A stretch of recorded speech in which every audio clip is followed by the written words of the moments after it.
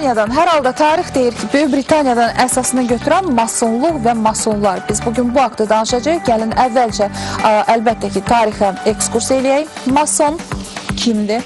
Masonlar harada yaranıb? Nəyə görə son vaxtlar tez-tez biz eşidirik masonluq, masonlar, mason işarələri orada var, burada var. Hardan gəlib? Hər halda indi biz masonların tarixi haqqında danışaq və mən təxmin edə bilərəm hardan gəlib. Qurdlar Vadisi serialı çox populyardır və orada Polad Əmləmdarın deməli atası hardasa orada bir akt zalındaydı ya hardasa çəkilib. Qırmızı kapüşonlu insanlar onu dayanmışdı və sonra dedilər sən pissən, rədd ol və onu öldürdülər və ondan da bir çoxlar fikirləşir ki, masonluq bu pisdir. Amma serialdan belə deyək, dar serialdan bu çərçivədən biraz çıxacaq və indi masonluğun tarixinə nəzər salacaq, ardınca isə məşhurları göstərəcək. Hansı ki, öz əsərlərində, öz kliplərində, öz hər hansı bir filmlərində bunu geniş təbliğ eləyirlər.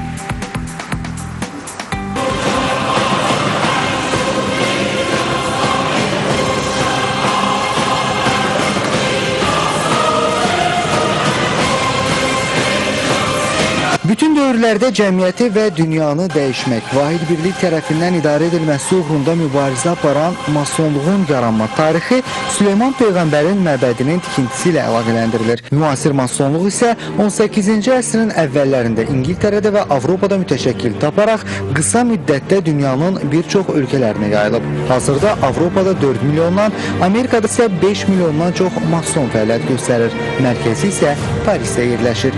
İlk mason ordeni 1376-cı ildə Londonda meydana gəlib. Ona görə də İngiltərə masonluğun beşiyi adlandırılır.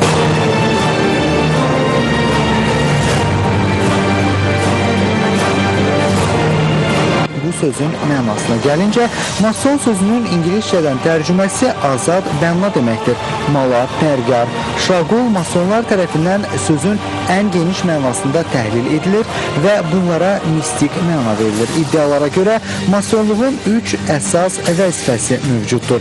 İdarəetmənin şovinist xarakterinin gizli formasını təmin etmək, idarəetmənin aşağı strukturuna qeyri-yahudi millətlərdən adamları cəlb etmək, vahid idarəetmənin məxfiliyini və gizliliyini təmin etmək. Masonların planları Sovet İttifaqını dağıtmaq, ərəb dünyasına ağalığı bərqərar etmək və Çini öz nüfuz dairələrinə cəlb etməkdən ibarətdir. Bunların çoxuna da artıq nail olunub. Masonların əsas simvollarından biri 7 qollu şamdandır. O, mason məbədinin ülvi ateşidir. Göz isə əsrlərdir dünya ağalığını sürdürən masonluğun əsas rəmzlərindən biridir. Hamı ondan ağız dolu danışmağa cəhd etsə də, əslində heç kim tam olaraq bunun məxfiliyini bütün təfərrüatları ilə aça bilmir. Masonlar günah və xəcalət anlayışlarına rədd edir. Onların fikrincə, ruh şəxssiz substansiya olub başqa bir insan bədəninə ötürülə bilər. Masonlar Allaha yox, kainatın ulu memarına sitayiş edirlər. Masonların belə bir şüarı var. Bizim həqiqətimiz yalandır, yalanımız isə həqiqət. Masonlar özlərinə nə qədər gizlətsələr də olduqları yerlərdə işarələrini saxlayırlar. Məsələn, göz şəkli kainatın ulu memarının işıq saçan və hər şey görən gözünün simvoludur. Amerikanın $1 əskinasında piramidanın yuxarı hissəsində göz şəkli əks etdirilib, amma digər detallar da var. Məsələn, əskinasın sağ tərəfində 13 ədəd 5 ulduz var. Bu 5 ulduzların düzülüş qaydası isə altılı Yahudi ulduzu şəklindədir. Əgər bu ulduzu pulun sol tərəfində olan tək gözün ətrafına yerləşdirəriksə, gizli mason sözü də üzə çıxar.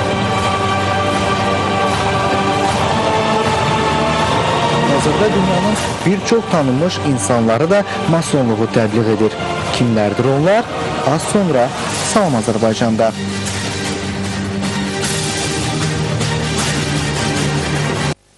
Bəli, sonra deyəndə elə lap indi dostlar mövzunu davam etdirəcək. Çünki bəzən tamaşaçılar bizi irad bildirlər ki, Aydaxan deyirsiniz, anons edirsiniz, biz gözləyirik, amma bəzən görürük ki, sizin o qədər maraqlı reportajlar, mövzulara toxunur ki, Salam Azərbaycan. Bəzən bizim demədiyimiz və hardansa istəyirik məlumat əldə eləmək. Səhər tezdən, bax, deyirsiniz, sonra biz gecikirik işə, otururuq, baxırıq və sonra qaça-qaça söz gəlir. Odur ki, biz istəmirik sizə hər hansı bir söz gəlsin, xoş sözdən başqa və mövzunu davam elətdirir. Hansı məşhur şəxslər masonluğu təbliğ eləyir və işarələrindən istifadə eləyir? Çox danışmayacağım. Mövzunu Natiq Nailoğlu davam etdirir. Bir çox iddialara görə dünya şöhrətli müğənnilərin, aktyor və aktrisaların əksəriyyəti məhz masonluğu qəbul edib və kliplərində, həmçinin konsertlərində bunun təbliğatını aparırlar. Bu siyahıda ən çox adı çəkilən isə Lady Gaga, Rihanna, Beyoncé və onun əri Jay-Z'dir. Kiçik bir araşdırma eləyək. Məsələn, Lady Gaga'nın məşhur mahnılarından birinə çəkilən klipə nəzər salaq. Bu klipdə məşhur müğənninin bir neçə yerdə masonların simvollarına istifadə etdiyini açıq-aydın görmək olur. Qolundakı tək göz işarəsini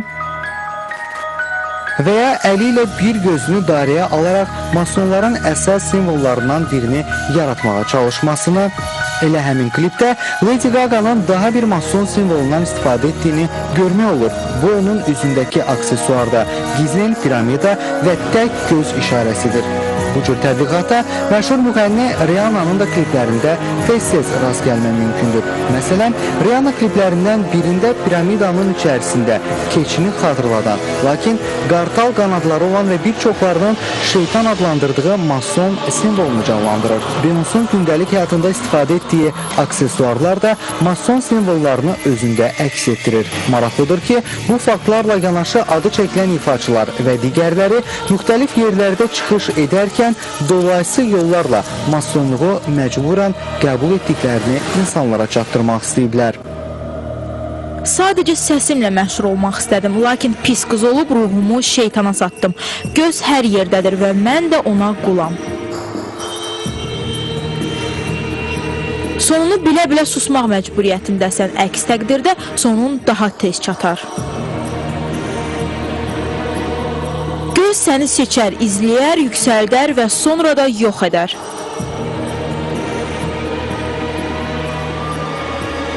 Əgər istədiklərini etməsən, bir daha mənim mahnılarıma qulaq asa bilmərsiniz. Lakin iddialara görə məşhur rock ifaçısı Amy Winehouse verdiyi açıqlamadan 3 gün sonra evində ölü olaraq aşkarlanıb.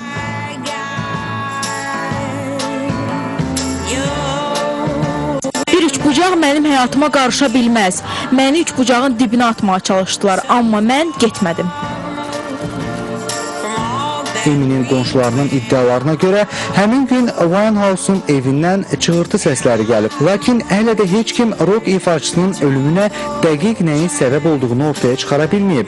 Mason simvollarına məşhur Simpsonlar cizgi filmində də rast gəlmək olar. Buradakı uşaq oyuncaqlarının üzərində təkgözlü piramidanın təsviri və ya masonların əsas rəqəmlərindən biri olan 9-un dəfələrlə nümayişi buna bir sübut ola bilər. Elə Hacker filmində də bu simvollardan geniş istifadə edilib.